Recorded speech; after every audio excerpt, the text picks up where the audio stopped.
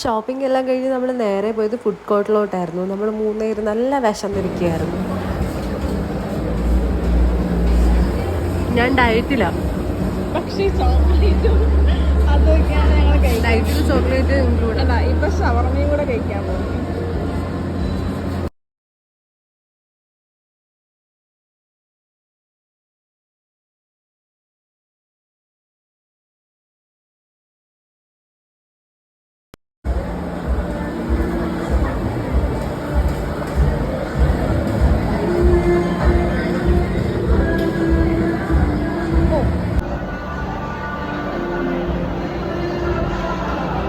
ചൂട്